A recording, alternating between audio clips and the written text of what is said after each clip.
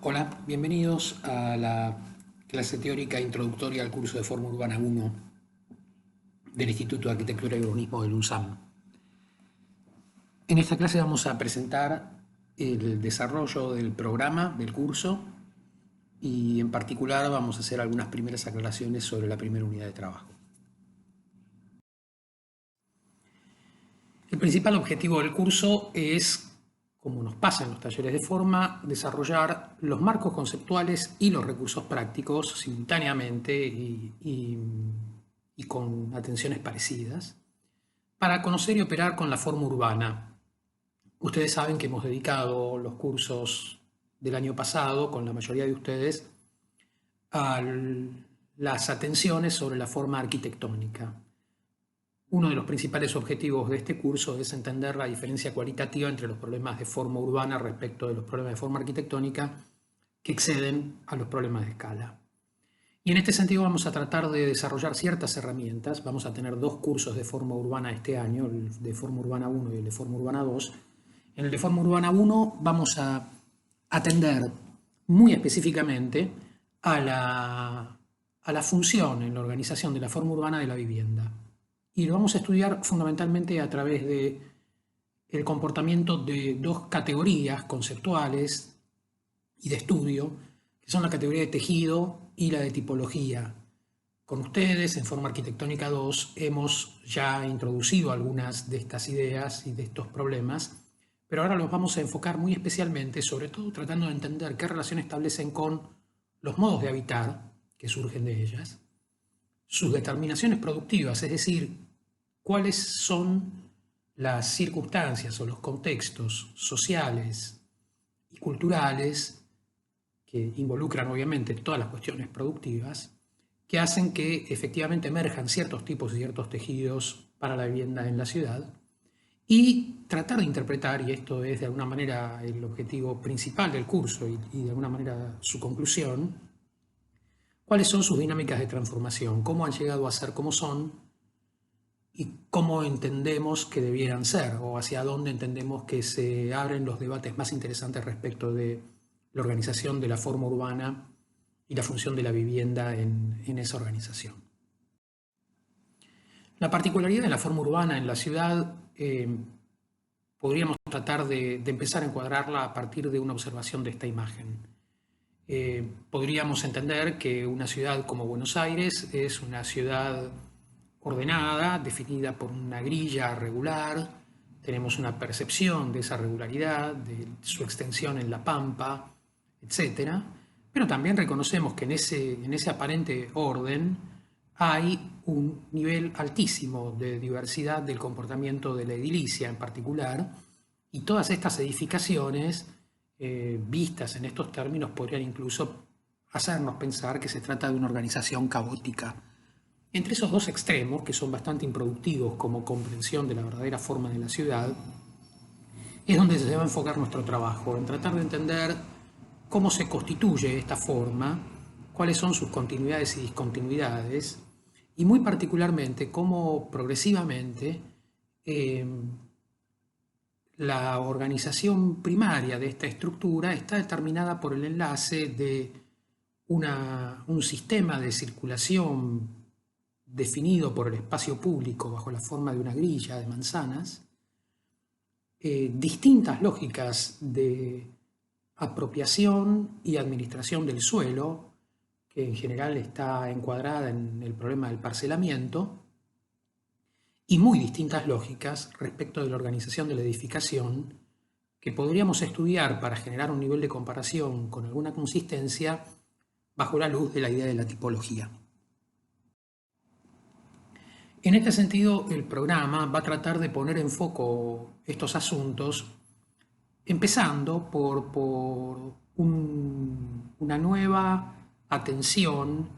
a modos de abstracción y notación de la forma. Ustedes saben, en cada curso que hemos abordado, hemos tratado de producir alguna profundización o renovación de la comprensión de los usos de las herramientas de representación.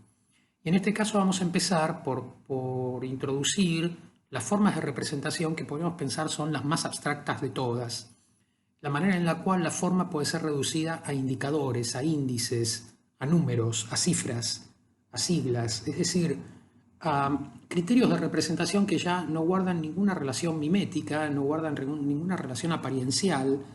no funciona ni siquiera la herramienta del dibujo como un modo de tratar de dar cuenta de cómo se ve esa forma, sino que los comportamientos más analíticos y genéricos de la forma de la ciudad aparecen manifestados en una serie de índices. Estos indicadores vamos a abordarlos tratando justamente de generar un análisis particular, de entender cómo áreas específicas de la ciudad reúnen ciertos comportamientos y a la vez producir una catalogación comparativa que permita establecer relaciones de, nuevamente, semejanza y diferencia entre casos que en apariencia pueden ser muy distintos, pero que desde el punto de vista de estos comportamientos pueden ser muy similares. Después veremos con un poco más de detalle las cuestiones de tejido y de tipología, recuperando los ejercicios, la función gráfica del análisis y tratando de poner especial atención sobre el problema de continuidad y discontinuidad y semejanza y diferencia de la forma y tratar de entender en el comportamiento de estas edificaciones una lectura de los modos de habitar que se consolidan social y culturalmente en la ciudad. Empecemos por la primera unidad, ¿no? Vamos a tratar de definir entonces una atención sobre estos modelos de síntesis, que además los vamos a acompañar de un ejercicio gráfico para poder encuadrar de alguna manera los materiales que vamos a analizar. Vamos a relevar determinados casos urbanos, vamos a tratar de entender cómo se ponen en relación con toda una serie de instrumentos muy propios del urbanismo, los datos catastrales, las normativas, las relaciones entre áreas construidas y construibles, las características de densidad, de compacidad, es decir, aquellas cosas que nos permiten establecer relaciones entre las infraestructuras edilicias y la cantidad de habitantes, incluso el costo del suelo, es decir, una serie de datos que son muy influyentes para entender la particularidad de los distintos tipos y tejidos que se despliegan en la ciudad. Y progresivamente vamos a ir abriendo esta atención hacia la generalización y comparabilidad de estos análisis.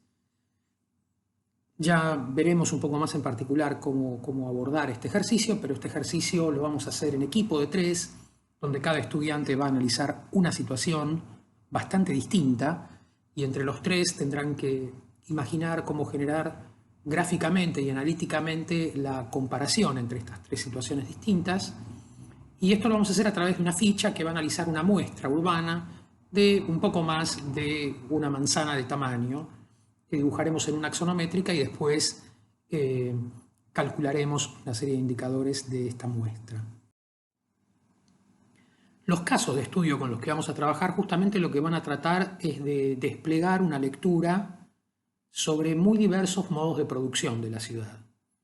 de los que emergen, como les decía, tejidos y tipos muy particulares. Podríamos pensar que en general hay 3 tipos de producción de la ciudad, por clasificarlos en términos muy abarcativos, ¿no? Hay una forma de producir la ciudad, que es la que hemos analizado con más atención hasta ahora en los cursos de Forma Arquitectónica 2, por ejemplo, que es el de la vivienda colectiva producida bajo la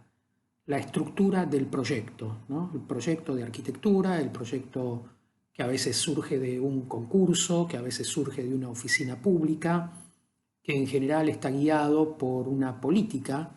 que tiene que ver con un interés público bajo la forma de algunas instituciones, Instituto de la Vivienda, Fondo Nacional de la Vivienda o cuestiones parecidas, y que en general se orienta a resolver a través de la reflexión arquitectónica soluciones de vivienda proyectadas para determinadas áreas sobre un suelo que muchas veces es un suelo público, un suelo común, bajo una serie de recomendaciones y en el marco de una serie de debates disciplinares sobre cómo debe ser la vivienda. Hay una segunda instancia que es una gran cantidad de viviendas y tejidos del área metropolitana de Buenos Aires están producidos con otros criterios, están producidos con los criterios de los sistemas de parcelamiento, la normativa que definen los códigos y una serie de proyectos de emprendimientos individuales o colectivos sobre cada parcela que se financian en general con recursos propios o con algún sistema de crédito y que básicamente adoptan la forma de la vivienda individual o colectiva hecha en una forma de una inversión inmobiliaria o de un esfuerzo familiar y que está regulada justamente por estos marcos y normativas que indican bastante claramente cómo pueden ser las formas de construcción, hasta qué altura se puede llegar y por lo tanto encuadran una serie de reflexiones tipológicas a través de la norma. Esto es lo que podría entenderse como la dinámica de mercado de construcción de la ciudad. Y finalmente hay una tercera instancia, bastante distinta de las otras dos, que es la manera en la cual grandes sectores populares construyen su vivienda. Y esto lo hacen sin poder acceder a la lógica de mercado, sin tener créditos o recursos en sus organizaciones familiares o colectivas que permitan comprar la tierra a los valores de mercado y por lo tanto recurren a medidas drásticas de ocupación de suelos públicos, libres, desafectados o a veces de algunos suelos privados, incluso fuera de uso. Y en esta lógica de ocupación después desarrollan en general formas de autoconstrucción de la vivienda que además tienden a producir tejidos regulados por una serie de acuerdos colectivos de alcance completamente local, ¿no? Como definidos un poco a la escala de la comunidad. Estas tres modalidades de producción de la ciudad son muy diferentes y ponen al proyecto como concepto en lugares bastante distintos. Aún así, la forma de la ciudad emerge de la convivencia de estas tres modalidades de producción y los razonamientos tipológicos y de tejido debieran ser capaces de permitirnos entender en qué consisten sus semejanzas y diferencias y justamente cómo se cifran ahí una serie de reflexiones sobre las dinámicas que han conducido a que la ciudad adopte esta forma y qué intereses tenemos nosotros en interpretar estas dinámicas para imaginar nuestra posición como proyectistas de acá en adelante. En cada caso, entonces, vamos a completar una ficha.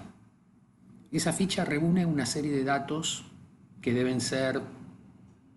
volcados organizadamente con este formato protocolizado. La explicación de cómo completar cada dato y cuál es el encuadre conceptual de cada dato está en el instructivo al TP1, que es un apunte que pueden encontrar en la portada del sitio web del curso y que además vamos a explicar con un poco más de detalle después de esta teórica. Pero concretamente, ¿cuál es la información que necesitamos volcar? Por un lado, toda una serie de datos que hacen a la denominación y ubicación de la muestra de estudio, fundamentalmente los datos catastrales, es decir, la forma en la que están identificadas las parcelas y la manzana y las circunscripciones y las municipalidades en la administración del territorio.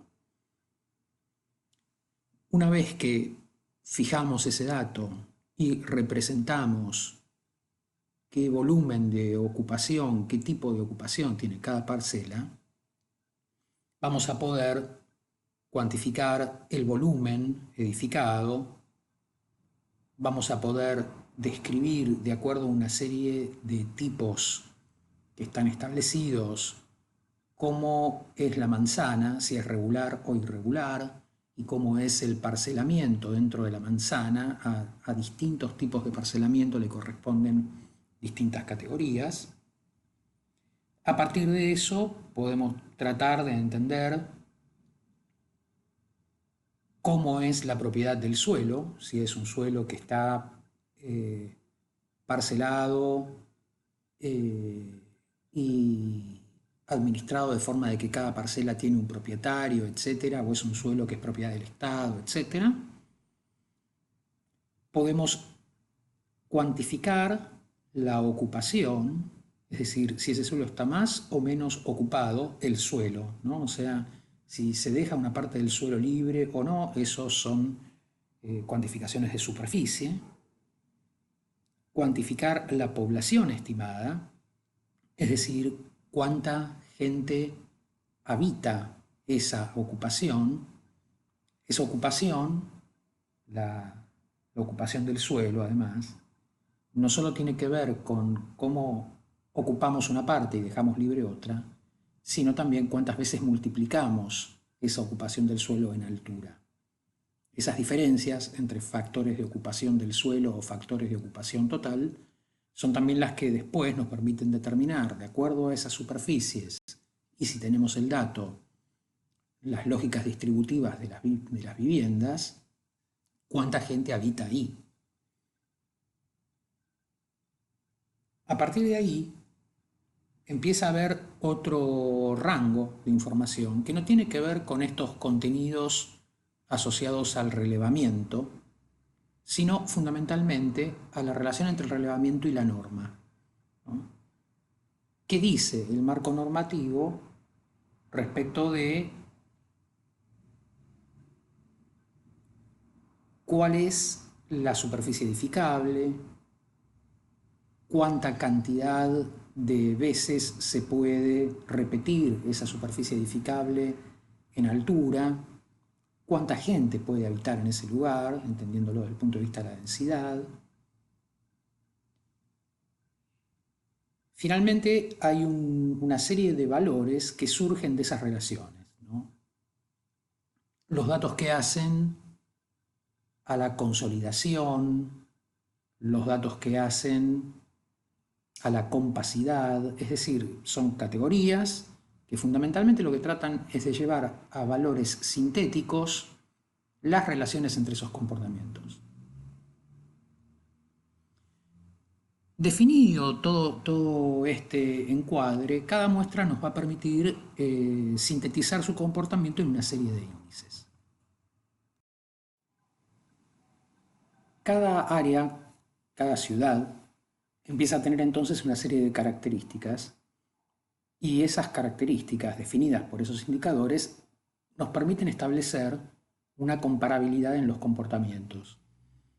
Esa comparabilidad empieza a formar parte de un debate, de una comprensión del comportamiento de las ciudades y empieza a volverse un índice que determina atenciones, preocupaciones, prioridades en la administración política de las ciudades. Cuando comparamos ciudades importantes, metrópolis de todo el mundo, podemos ver, por ejemplo, la influencia que tiene el desarrollo de esa ciudad en términos de superficie, de extensión, y lo que supone eso como dificultad de transporte, desarrollo de infraestructuras, etcétera. ¿Qué relación hay entre la superficie y la población? Y por lo tanto, ¿cómo se determina una densidad que hace a veces que ciudades que por momentos son muy altas en determinadas áreas, pero muy expandidas, con mucho sector suburbano en otras, sean menos densas que otras ciudades que no son tan altas en las zonas dominantes de las áreas centrales de la ciudad, pero que mantienen la calidad de los servicios más parejamente en toda su superficie y adquieren niveles de densidad pareja más alta. En este caso, por ejemplo, estos indicadores no serían suficientes porque necesitaríamos entender, por ejemplo, algún otro tipo de indicador que es cómo se distribuye en esa superficie esa densidad, si es una densidad distribuida homogéneamente o heterogéneamente, y eso volvería a convertirse en un dato significativo para avanzar en este análisis, por ejemplo. Una vez que disponemos de estos documentos analíticos sobre el comportamiento de las ciudades, vamos a poder empezar a emplear estos indicadores para establecer comportamientos de su forma a muchos niveles. Por ejemplo, en este caso hay un estudio dedicado a tratar de entender en función de la ocupación del suelo y la densidad de edificación, comparaciones entre algunos tejidos de Londres, París, Berlín, Estambul, y a entender, por ejemplo, cómo se relacionan con los problemas de consumo energético. Esto, apenas esos indicadores pueden parametrizarse y volcarse a algún programa analítico diseñado para ese fin, puede empezar a indicar que en función de la radiación solar que reciben y por cómo son los volúmenes y los espacios abiertos y las relaciones entre volúmenes, se calientan o no se calientan lo suficiente en las temporadas de invierno, que además por el tipo de compacidad de la organización de la edificación tienen determinados niveles de pérdida de energía o capacidad de conservarla, etc. Es decir, los indicadores, en la medida que nos permiten parametrizar la información, nos permiten generar distintos escenarios de análisis, en este caso, por ejemplo, de los comportamientos de algunos tejidos en términos energéticos. Me interesa compartir con ustedes ahora un par de observaciones sobre el modelo territorial desarrollado para Buenos Aires, para la Ciudad Autónoma de Buenos Aires, que es el que guía de alguna manera las últimas decisiones tomadas en términos de forma urbana en la ciudad. En ese modelo es un documento muy extenso, con muchos niveles de información, pero respecto de los indicadores aparece todo el tiempo esta relación entre un análisis, un relevamiento de los indicadores urbanos y un deseo de producir determinadas transformaciones. En general, esas transformaciones tienden a idealizar la idea de volver homogéneos esos indicadores urbanos, es decir, que tienden a ser semejantes en toda la ciudad. Y, por ejemplo, si eso podía emplearse fundamentalmente para analizar comportamientos energéticos en el caso anterior, en el caso del modelo territorial insiste especialmente en una idea, que es volver homogéneo el valor del suelo de la ciudad, ¿no? Eso que a priori podría parecer una virtud, decir, bueno, si conseguimos equilibrar todos estos indicadores, todo el suelo de la ciudad tendrá un valor equitativo, dice el modelo territorial, es decir, semejante, vamos a conseguir una situación, podemos pensar, democrática, donde todo el mundo vive en un lugar que vale lo mismo. El problema es que toda acción vinculada a la planificación hay que entenderla siempre como una transformación, ¿no? Es decir, si en este momento hay disparidad de valores en el valor del suelo de la ciudad, la pregunta clave es si la política urbana, cuando pretende homogeneizarlos, pretende bajar los valores altos o subir los bajos, ¿no? Y esto es clave porque en todo ejercicio del campo disciplinar, cuando llegamos a los modelos más abstractos y al campo en el que el comportamiento de la ciudad se traduce a indicadores, es decir, a números,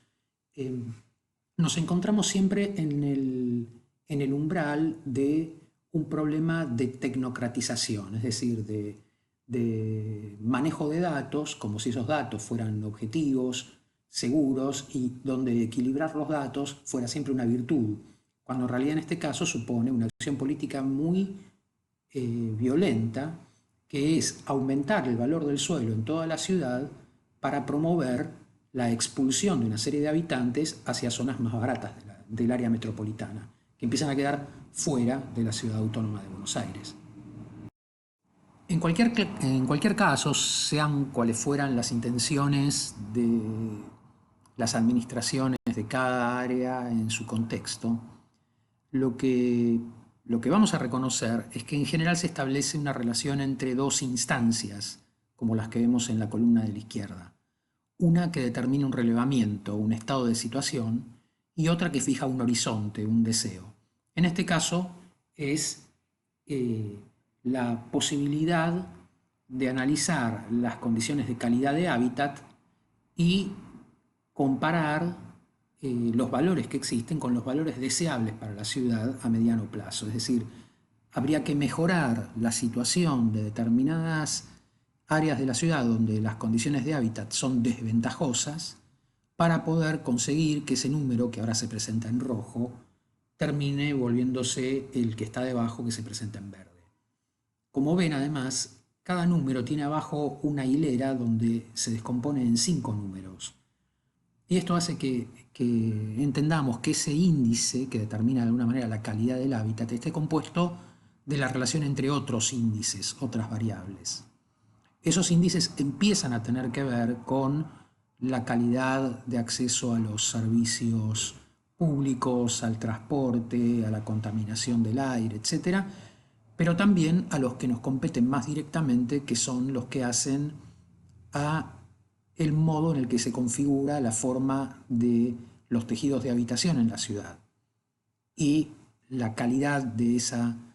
forma de habitar, medida de nuevo en términos de determinados índices. Esto fundamentalmente lo que hace es generar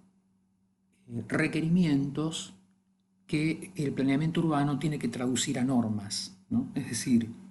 por ejemplo, hay un área que se considera que está seriamente degradada, vale la pena transformarla. ¿Cómo promover que algo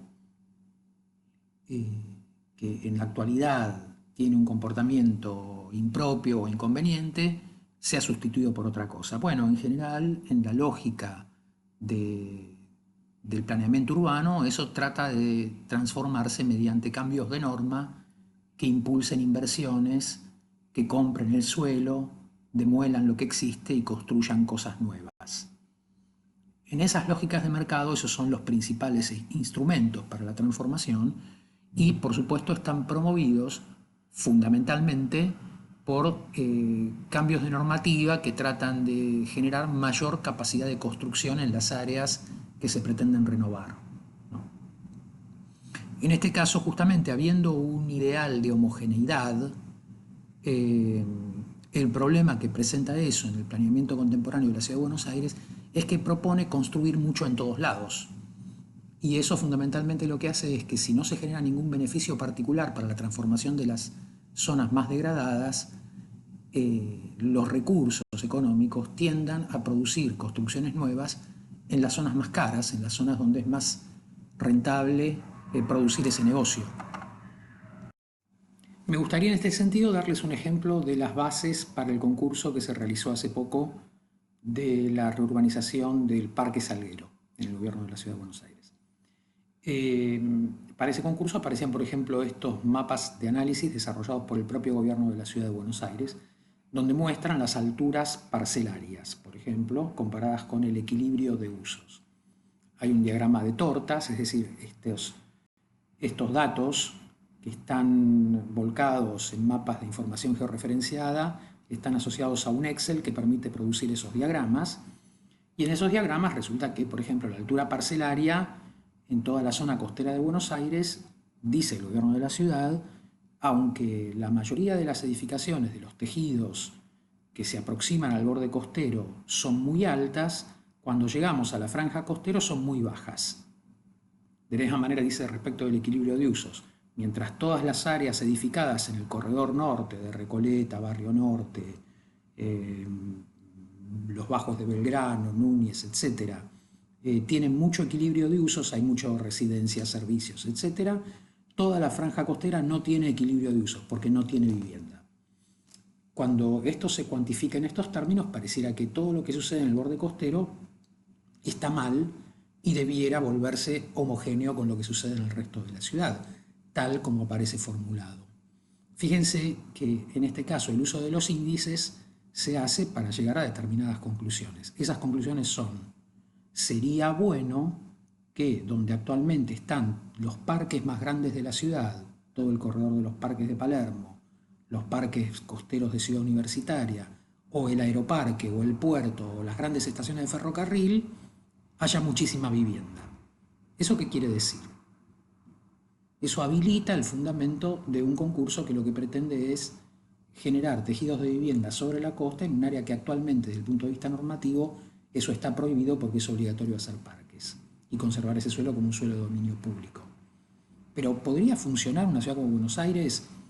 sin aeroparque, sin puertos, sin ciudad universitaria, sin parques de la escala de Palermo, sin las grandes estaciones de ferrocarril? ¿Qué clase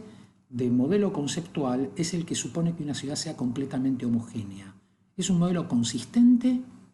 o es un argumento demagógico,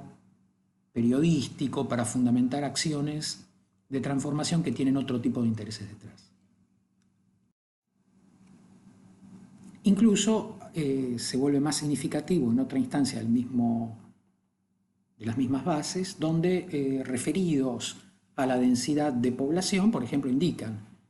que hay un área que tiene un problema de densidad de población, que es que en los bosques de Palermo, por ejemplo, en el Aeroparque o en Ciudad Universitaria o el puerto, no habita nadie, o en la reserva ecológica, ¿no? Y fíjense cómo en el mapa inferior, que titulan dinámica urbana,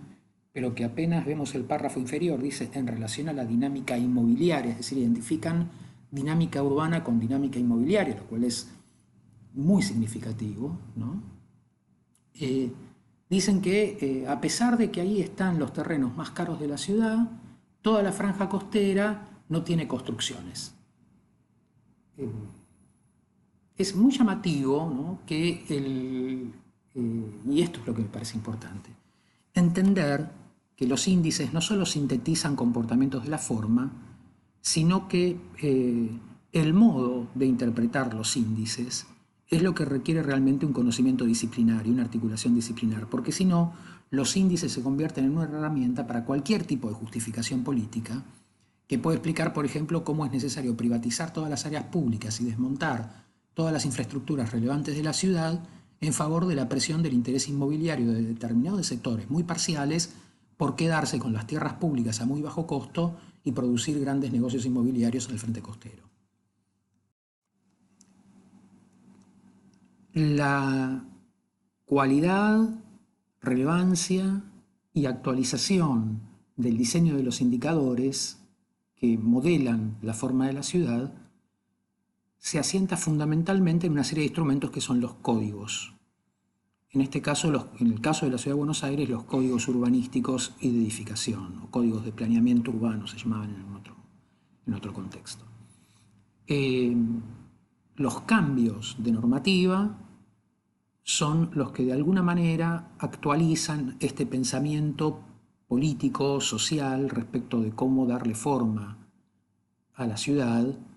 y también actualizan los consensos, debates y controversias respecto de ese destino de la ciudad. Las discusiones respecto de estos marcos normativos son los espacios en los cuales de alguna manera se dirimen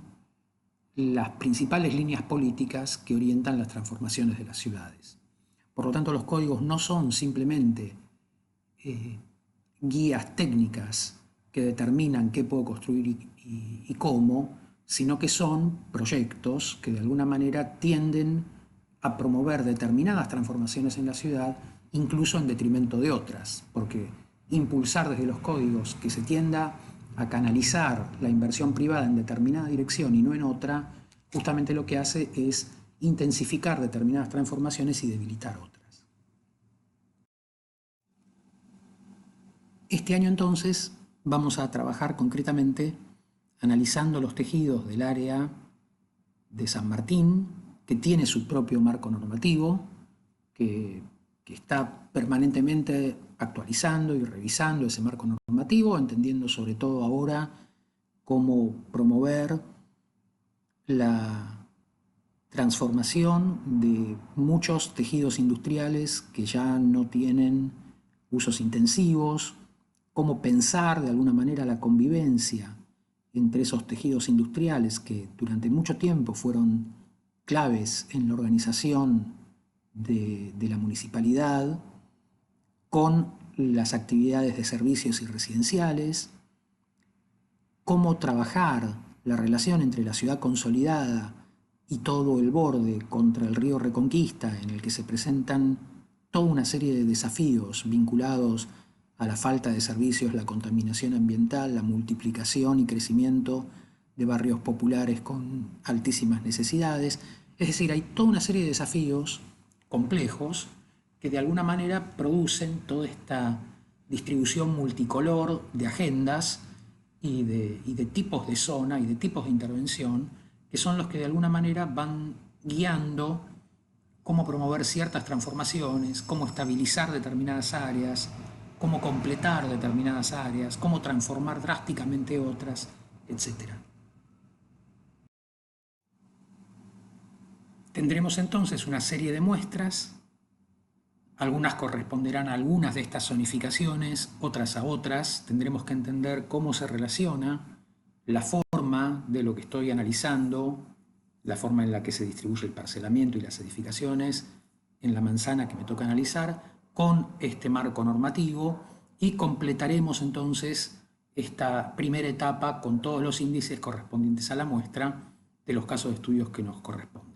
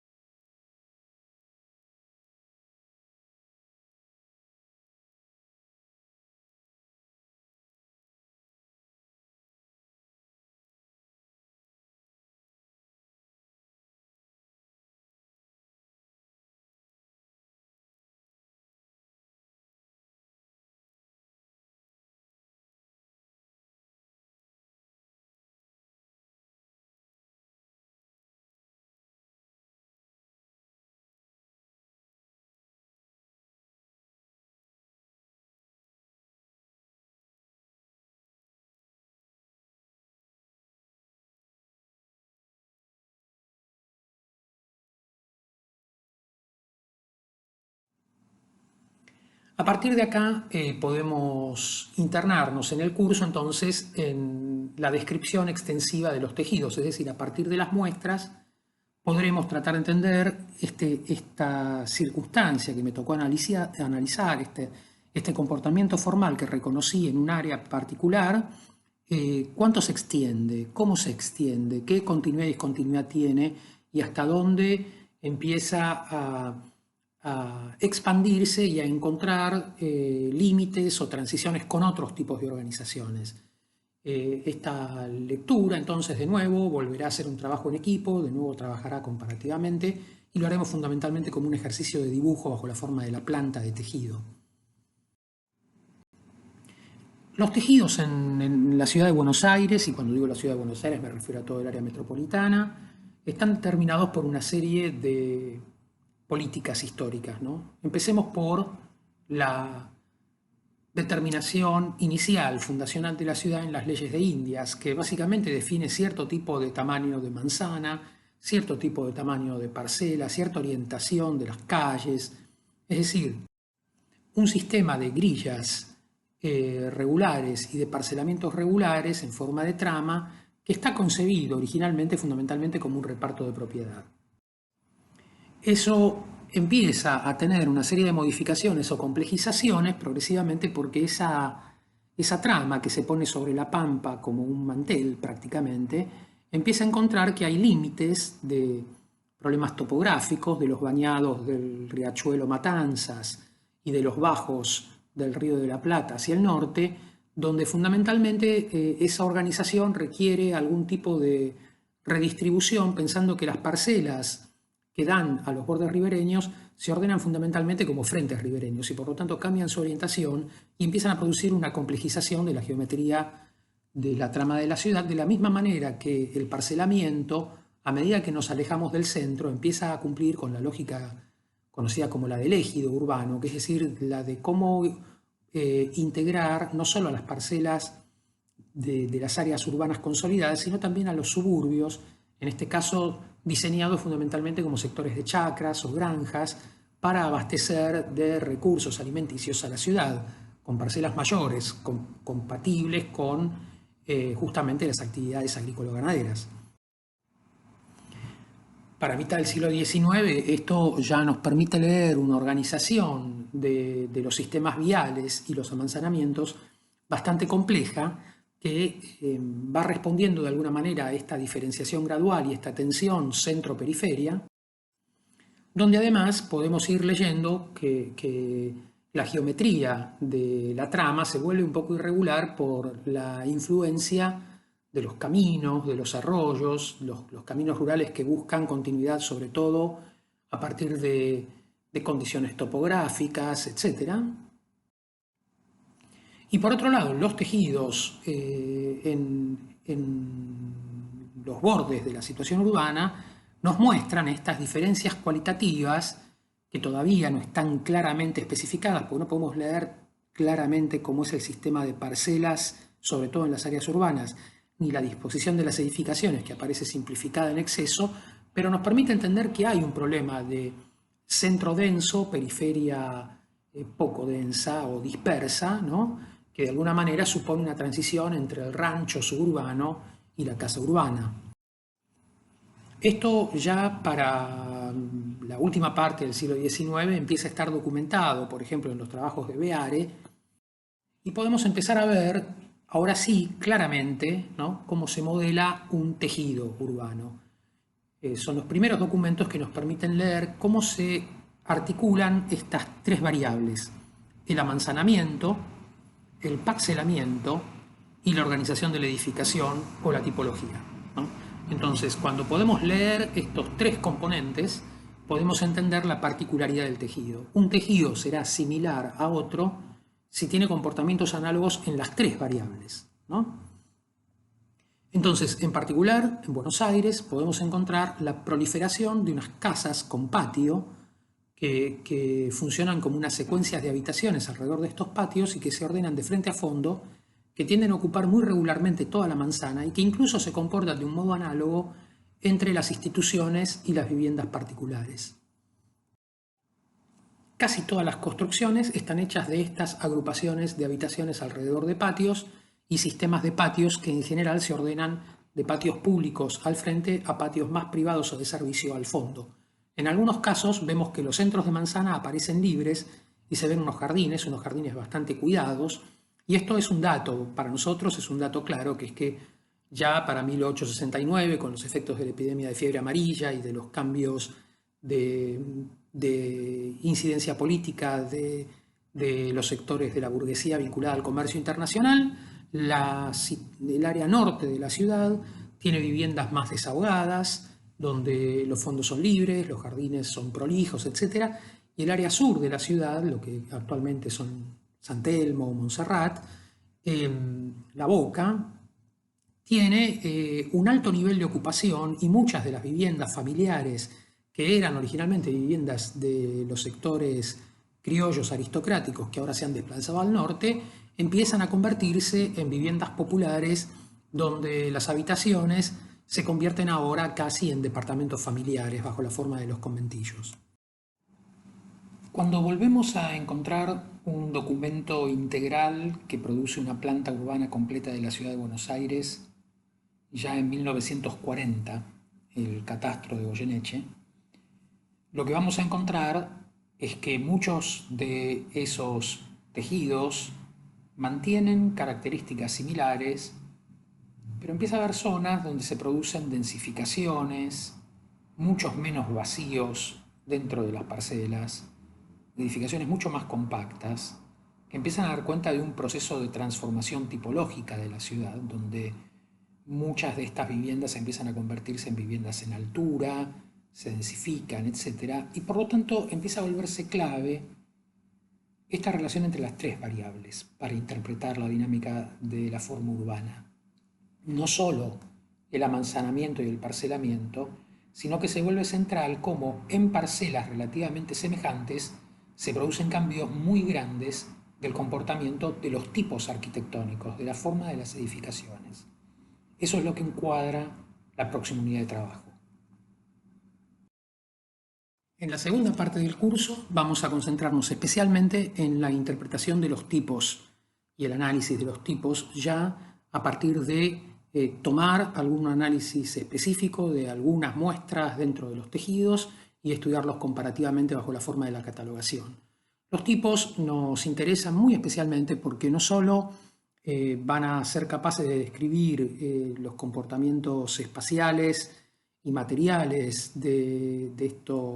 las funciones arquitectónicas de la vivienda en la organización de la ciudad, sino que de alguna manera cada tipo cifra una forma de habitar, y las relaciones de semejanza y diferencia entre ellas se vuelven muy elocuentes respecto de justamente las controversias que se despliegan en la ciudad respecto del derecho a la ciudad, respecto de los modelos de habitar, y las reflexiones que de alguna manera cifran el problema del proyecto arquitectónico como solución y sobre lo que necesitamos trabajar. El caso, por ejemplo, de la Casa Chorizo puede ser entendido como un tipo de organización completamente genérico que ocupó prácticamente a la totalidad de la ciudad durante una muy buena parte de su historia, en esta lógica de habitaciones agregativas de frente a fondo, patio público, patio de servicio, etc. Pero podemos reconocer que acá muchas de las cosas que hemos venido estudiando en forma arquitectónica se vuelven muy influyentes, ¿no? ¿En qué medida la diferencia de grado produce cambio de clase? Cuando una casa chorizo demasiado pequeña o demasiado grande se convierte en otra cosa, cuando una tipología que se ordena alrededor de un patio se convierte en otra cosa cuando funciona como una secuencia de 3 patios y no de uno solo, o cuando pierde el patio y se convierte en un jardín de frente, qué tipo de relación establece con el tejido de la ciudad y qué impacto tiene esto en el modelado de las formas de habitar de la ciudad. Esto lo vamos a reconocer porque además la propia casa chorizo emerge de una serie de mutaciones que suponen estos cambios, ¿no? La relación entre la casa de patios de tradición romana o la villa criolla y cómo podemos encontrar que la casa chorizo emerge de alguna manera de estos sistemas combinatorios de habitaciones y la forma en la cual se acomodan en los parcelamientos que se van volviendo cada vez más pequeños en la ciudad por el aumento del valor del suelo en la medida que la ciudad se vuelve una ciudad cada vez más habitada. Y esto a la vez va produciendo toda una serie de variedades, que es la densificación de la casa chorizo, la inclusión de actividades comerciales con la casa de altos, e incluso la producción industrializada de alguna manera de la casa chorizo, algo que tiene mucha influencia en el área del oeste, donde nosotros vamos a estar trabajando, donde efectivamente algunos desarrolladores inmobiliarios compraban grandes parcelas de tierra, las fraccionaban y proponían además modelos crediticios de inversión para producir casas ya con modelos tipificados. Esto nos podría llevar a pensar que finalmente la evolución continua y casi genética de la misma forma arquitectónica produce toda la diversidad de situaciones que tenemos en el presente por el solo hecho de su densificación o complejización. Es de alguna manera la hipótesis que le gusta manejar a Fernando Díez en Buenos Aires y algunas constantes, pero no es la nuestra. Nuestra impresión es que más bien todo el tiempo lo que se va produciendo es esta tensión que hemos tratado de estudiar ya en forma arquitectónica entre la diferencia de grado y la diferencia de clase. Es decir, cómo cuando algunas cosas cambian y cambian de determinada manera y gradualmente se incrementan hasta cierto punto, lo que emerge es una forma nueva. Una forma nueva que responde a nuevos modos de habitar, a nuevos modos de producción de la ciudad, etc. Por ejemplo, ¿no? Los mismos sistemas de agrupación de habitaciones hacia la década del 40 nos permiten leer que hay una forma de habitar la ciudad en San Telmo, en esta área densa, llena de conventillos, llenas de viviendas familiares que ocupan densamente el suelo, que en los barrios del oeste, donde, por ejemplo, podemos pensar en una vivienda de ciudad jardín, una vivienda de jardines al frente, de jardines al fondo, de muy baja densidad, de vida barrial de otro tenor. Entonces, el mismo mecanismo tecnológico, la misma estructura primaria proyectual produce tipos que van variando cualitativamente entre, por ejemplo, la casa densamente urbana a la casa prácticamente suburbana en este caso, que además da cuenta de distintos modos de habitar, distintos costos del suelo y distintos aspectos de la vida de la casa familiar de baja densidad, la vivienda colectiva de alta densidad. Esas diferencias se intensifican de muchas formas. Por ejemplo, empieza a haber conventillos proyectados ya como tipologías nuevas, donde las habitaciones rodean patios que guardan además relación con servicios comunes, ¿no? Donde empieza a haber un sistema organizativo específico de escaleras,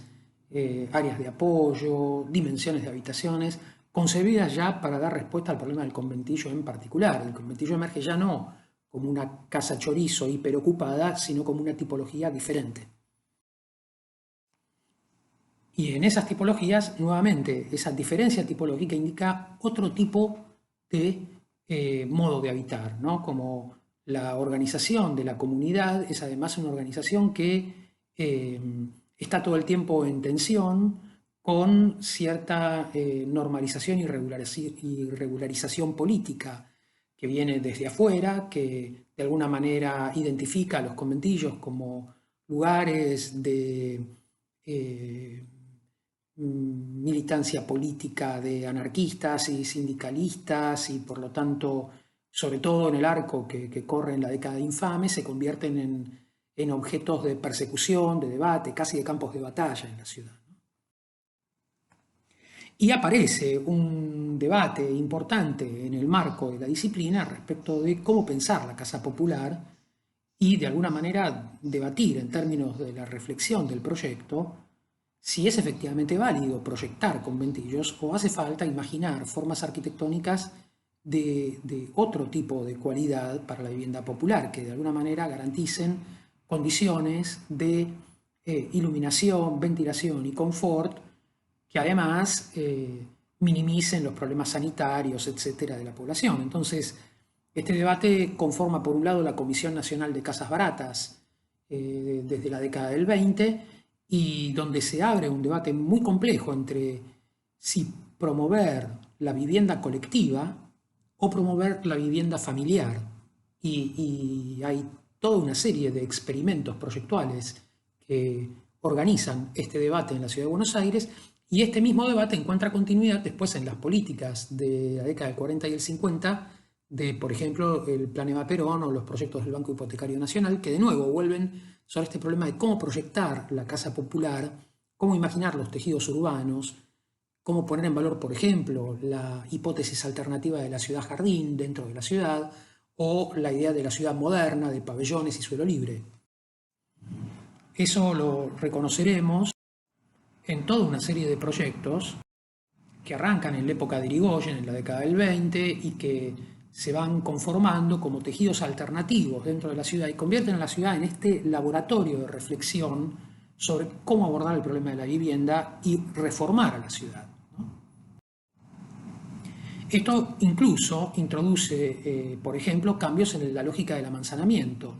Los barrios de la Compañía de Construcciones Modernas lo que hacen es fragmentar la manzana en parcelas más pequeñas, introduciendo calles intermedias en el formato de lo que se conoce como las manzanas tallarín, y produce por lo tanto parcelas más chicas, es decir, parcelas que pueden ser compradas por alguien con menos recursos, que puede acceder a la vivienda propia con un sistema crediticio favorable, y por lo tanto empieza a modificar la lógica del amanzanamiento y el trazado vial a partir de una idea de volver más accesible el suelo a los sectores populares. Y esto tiene un montón de huellas en la propia organización actual de la ciudad. Pero hay muchas más reflexiones que incluso piensan que en realidad el problema de la vivienda popular debiera saltar la cuestión de la propiedad de la parcela como parcela propia, y empiezan a debatir sobre el problema del suelo común. Recién, en la década del 50, encontraremos la ley de propiedad horizontal, que empieza a pensar que el suelo puede ser compartido por varios propietarios, pero antes de eso, por ejemplo, el barrio Monseñor Espinosa, desarrollado por la Unión Popular Católica, es decir, una compañía filantrópica, una sociedad de interés humanitario, piensa este barrio con un suelo jardín y una serie de casas puestos sobre ese. El suelo jardín es común a todos los habitantes del barrio Monseñor Espinosa. Es decir, ya para 1919 estamos encontrando también una ampliación del concepto de parcela y del concepto de subdivisión del suelo. Y podemos reconocer cómo eso deja una huella en la organización del tejido. No aparece esa parcela fraccionada con los sistemas de parcelamiento regulares de la ciudad. Esto obviamente abre un gran campo de reflexión sobre el problema de la casa colectiva y el problema de las organizaciones de vivienda colectiva sobre suelos comunes, con espacios públicos internos, con tipologías que ahora empiezan a reflexionar sobre cómo cambiar de escala el concepto de patio y dialogar entre la casa chorizo con los modelos internacionales de reflexión de la vivienda colectiva, por ejemplo el Hof vienés o lo que fuera. Y progresivamente la hipótesis del pabellón sobre suelo libre en esta tradición de las Siedlungen alemanas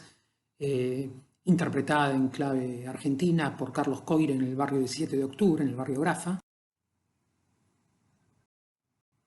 o el concepto de pabellón vertical, radián, a la manera corbusierana, en el proyecto de Héctor Fariña Rice para el barrio Curapaligüe. Tengan presente, por ejemplo, que podemos ver que tanto la ciudad jardín de vivienda individual sobre parcela propia, el pabellón a la alemana o el pabellón a la Le Corbusier, se pueden producir en la misma gestión política, en el marco del plan Eva Perón o de las acciones del Banco Hipotecario en los últimos años de la década del 40. Es decir, los debates propios de la disciplina se despliegan en el campo de la producción de la vivienda popular en los organismos públicos. Y estos debates no cesan, ¿no? O sea, vamos a reconocer a lo largo de todo el siglo XX y hasta la actualidad cómo todo el tiempo estamos en estas formas de repensar la ciudad, los tejidos y los tipos, imaginando que la disciplina puede dar, la disciplina, el campo de los arquitectos, la reflexión proyectual, puede dar una solución, puede entrar en debate sobre la solución de la vivienda popular. Vamos a observar en toda la última parte del siglo XX una gran producción vinculada a la vivienda colectiva, con muchísima especulación sobre estos modelos tipológicos, modos de desarrollar la tipología de la torre, modos de pensar la relación entre las torres conformando agrupamientos que definan espacios públicos de determinada característica, combinaciones de torres con edificios lineares más bajos, desarrollos de espacios públicos en altura en más de un nivel, es decir, muchas investigaciones muy asociadas a los debates internacionales que de alguna manera configuran también un repertorio muy amplio de espacios habitables en el área metropolitana de Buenos Aires destinados a la vivienda de interés social y que de alguna manera confrontan todo el tiempo con el modelo de la ciudad convencional.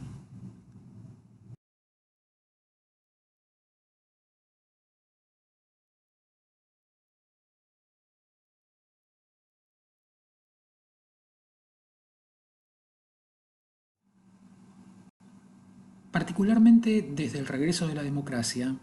se abre un debate muy intenso respecto de cómo sostener el rol de las instituciones públicas en la solución de la vivienda de interés social.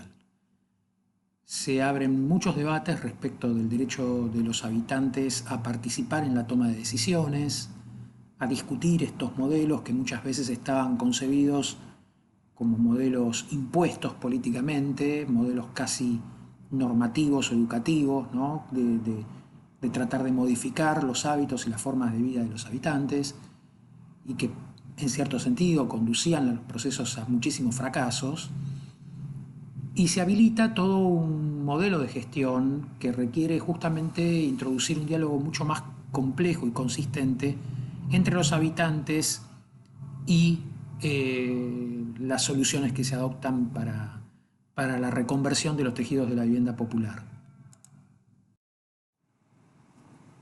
Esto supone especialmente pensar que los proyectos ya no se desarrollan exclusivamente como tejidos aislados o experimentales, sino como modos de interpretar relaciones entre tejidos existentes y nuevos tejidos, es decir, interpretar sobre todo la transformación de los barrios, cómo trabajar sobre las mejoras en los tejidos existentes y la inclusión de nuevas edificaciones, y por lo tanto requiere una investigación que también es tipológica, de comprensión de la relación entre la organización de la vivienda y los espacios comunes, los modos de convivencia que se definen a partir de esos modelos tipológicos dentro de los tejidos preexistentes en los barrios y cómo sostener esos modos de habitar en las nuevas edificaciones, etc.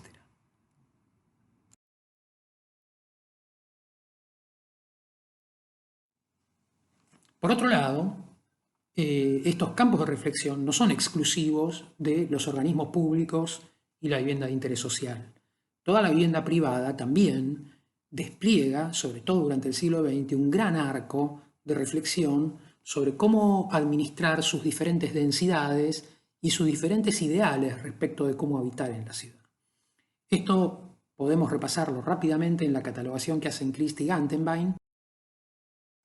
donde nos explican la diferencia cualitativa, por ejemplo, entre la casa chorizo y lo que son conocidos como los PH, es decir, los sistemas de casas chorizos puestas una a continuación del otro con un patio común que pasa de costado, lo que termina conformando en la década del 40 la propiedad horizontal, pero que la precede como casa de renta. Es decir,